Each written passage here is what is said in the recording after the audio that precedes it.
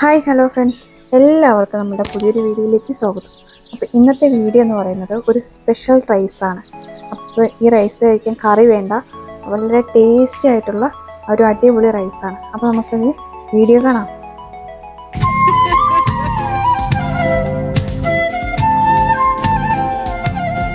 ഈ special rice ഉണ്ടാക്കാനായിട്ട് ഒരു പാനിലേക്ക് കുറച്ച് കുക്കിംഗ് ഓയിൽ ഒഴിച്ച് കൊടുക്കാം. കോക്കനട്ട് ഓയിൽ യൂസ് ചെയ്യരുത്, അതെന്താണെന്ന് ഞാൻ ഈ വീഡിയോയിൽ ലാസ്റ്റ് പറയാം. അതിനുശേഷം 1/4 ടീസ്പൂൺ കടുക് ഇട്ട് കൊടുക്കാം. കടുക് പൊട്ടി വന്നതിന് ശേഷം 1/4 ടീസ്പൂൺ ചെറിയ ജീരകം കൂടി ഇട്ട് കൊടുക്കാം. പിന്നെ അതിലേക്ക് ഒരു വറ്റൽമുളക് കൂടി ഇട്ട് കൊടുക്കാം. പിന്നെ കുറച്ച് കറിവേപ്പില കൂടി ഇട്ടിട്ട് ഒന്ന് ഇളക്കിയെടുക്കാം. അതിന് ശേഷം ഒരു 4 വെളുത്തുള്ളി ചോപ്പ് ചെയ്തെടുത്താണ്, അതുകൂടെ ചെറുതായി കട്ട് ചെയ്ത് അതുകൂടെ ചേർത്ത് കൊടുക്കുന്നുണ്ട്. ഇതിലേക്ക് 2 പച്ചമുളക് നീളത്തിൽ കട്ട് ചെയ്തുകൂടെ ചേർത്ത് കൊടുക്കുന്നുണ്ട്. പിന്നെ ഇതിലേക്ക് വേണ്ടത് ഒരു മീഡിയം സൈസ് സവോളയാണ്, അത് സ്ലൈസായി കട്ട് ചെയ്തുകൂടെ ഞാൻ ചേർത്ത് കൊടുക്കുന്നുണ്ട്. പച്ചമുളക് നമ്മുടെ എരിവിനനുസരിച്ച് എടുക്കാം. നമ്മുടെ എരിവനുസരിച്ച് ചില പച്ചമുളക് കുറച്ച് നല്ല എരിവുണ്ടാകും, ചിലത് എരിവുണ്ടാവില്ല. അപ്പോൾ അതിനനുസരിച്ച് പച്ചമുളക് എടുക്കാവുന്നതാണ്. അപ്പോൾ സവോള കൊടുത്തിട്ട് നമുക്ക് ഉപ്പിട്ട് കൊടുക്കാം. അപ്പോൾ സവോള പെട്ടെന്ന് വാട്ടി കിട്ടുമല്ലോ. അപ്പോൾ അതിന് ഉപ്പിട്ട് കൊടുത്തിട്ട് നമുക്ക് സവോള ഒന്ന് വാട്ടിയെടുക്കാം.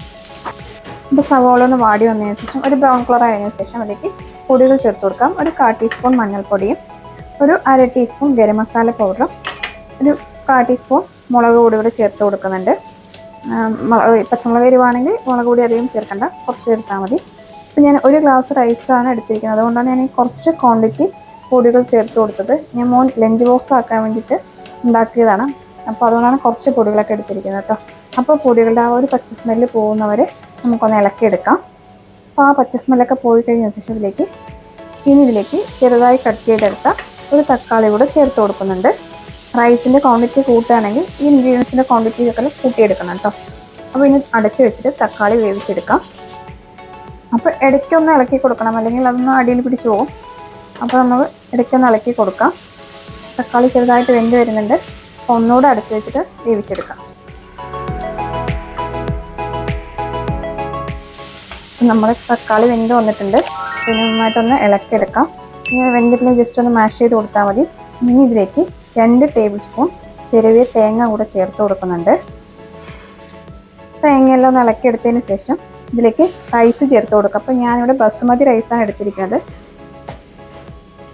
ചൂടോടെ ചേർത്ത് കൊടുക്കരുത്, ചൂടാറിയതിന് ശേഷം ചേർത്ത് കൊടുക്കാവുന്നതാണ്.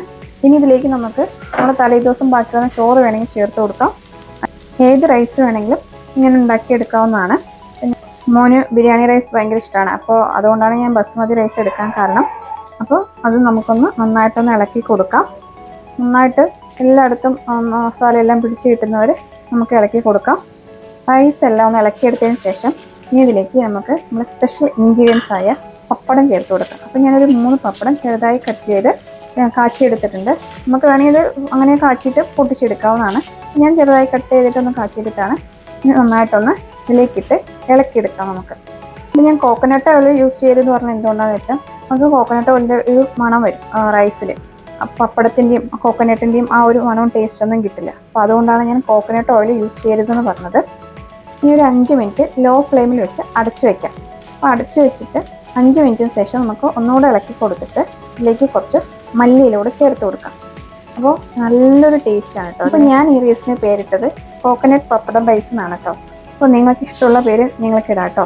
ഇത് നല്ലൊരു ടേസ്റ്റാണ്, സാധനം കിട്ടുവാണ്. കറികളൊന്നും ഇല്ലെങ്കിലും സുഖമായിട്ട് കഴിക്കാം.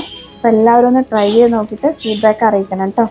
എപ്പോഴും പറയുന്ന പോലെ വീഡിയോ ഇഷ്ടമായാൽ ലൈക്ക് ചെയ്യണം, ഷെയർ ചെയ്യാൻ മറക്കരുത്.